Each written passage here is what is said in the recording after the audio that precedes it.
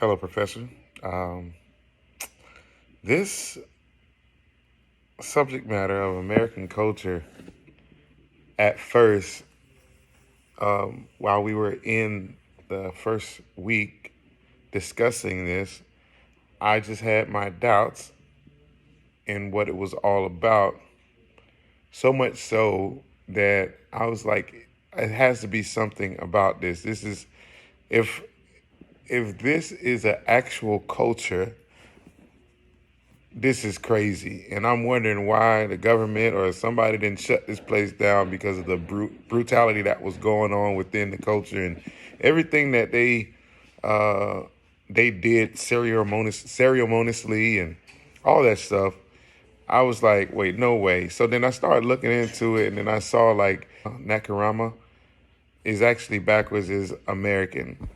So, and like in the other reading, I saw a couple of words that was backwards, and I'm like, okay, this is definitely a mind game. Now, this is something that's not real about this to the point where we get to this assignment, and definitely, I'm like, the more and more I hear it, I'm like, wait a minute, this can't be right. Like, there's something up with this culture of people, just the brutality of them. And then what gave it away for me, and this is the last part of my reaction, was when they got to the part about they were talking about a toothbrush, but the way they said it was like it has a ritual that uses a small bundle of hog hairs, formalizes a series of gestures.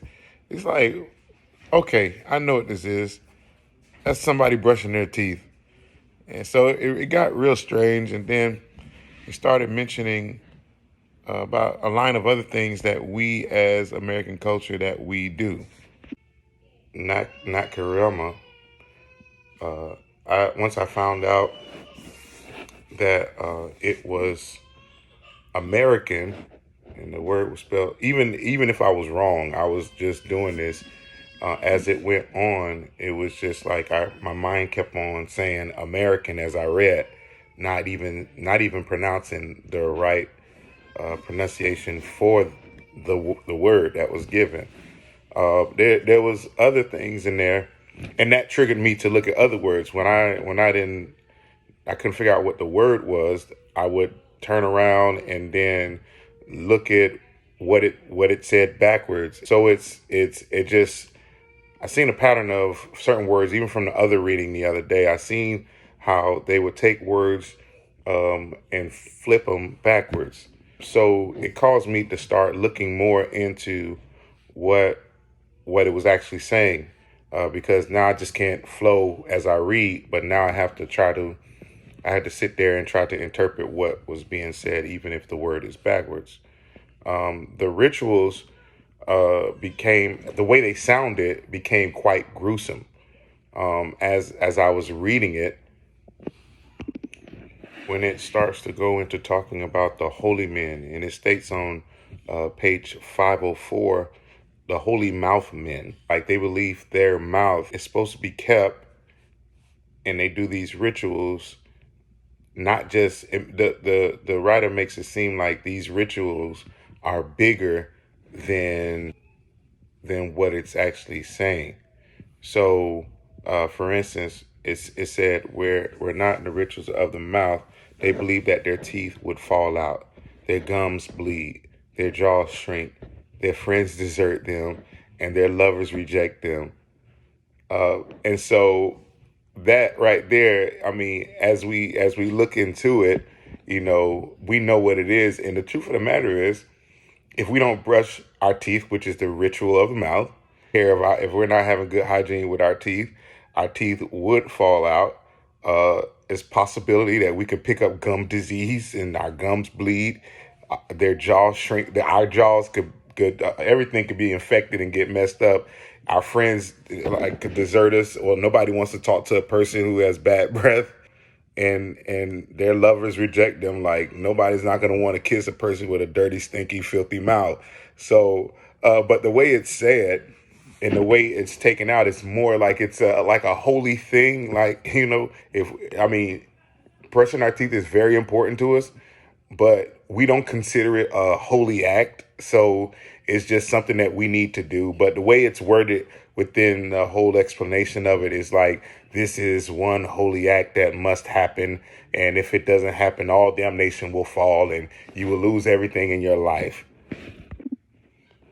One thing that I've noticed is that it did discuss how not just it was a responsibility of them to brush their teeth, to keep clean hygiene. They also had to make a routine visit with the holy mouth man, which is the dentist. Also, how it just says it's saying pretty much is if you don't take care of your teeth, then eventually you're gonna have to go see them to get these what they would consider a ritual torture, that a ritual that tortured the client. And realistically, nobody likes to go to the dentist and have to have a whole bunch of work done because it could be sore and painful. Start to get worse, teeth start to decay and develop holes in them. More work would have to be done filling in the holes in the teeth. It's just like in culture today, and it's so much so now that in the schools they promote with the children because they want. What happens is, and it states in here that they want the children to follow the same ritual, but as we as Americans, back in the old days, their mouth hygiene wasn't so good. But over time, instead of just trying to fix the problem with fixing the mouth, fixing the teeth, they started attacking the problem earlier, saying if we don't eat so much candy, our we won't get cavities. If we teach children to brush their teeth once in the morning, once at night, and then it developed even more. After you eat, you should brush your teeth. So over the course of time and over years, they've developed a sense.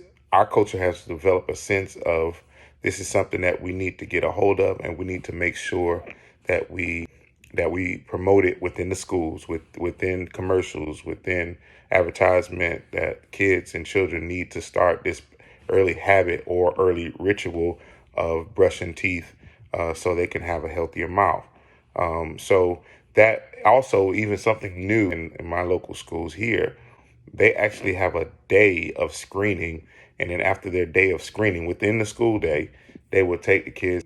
They get to select what flavor they want, and they actually give them a fluoride treatment right there in school. Instead of like before attacking the problem with the adults, they seen over time, if we could stop these bad habits early, then we'll have a better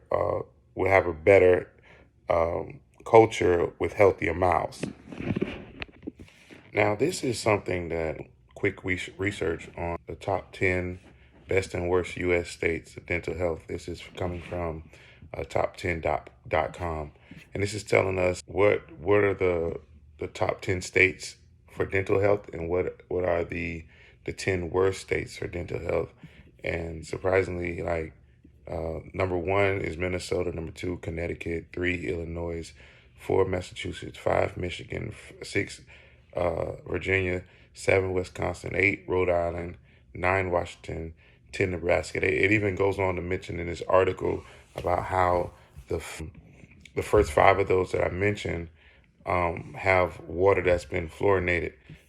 So that also helps out with the cleanliness of their teeth, and the worst 10 is at dead last is Arkansas. Next up to that is Louisiana, Montana, Mississippi, West Virginia, Alabama, Nevada, and Florida, Alaska, and Oklahoma.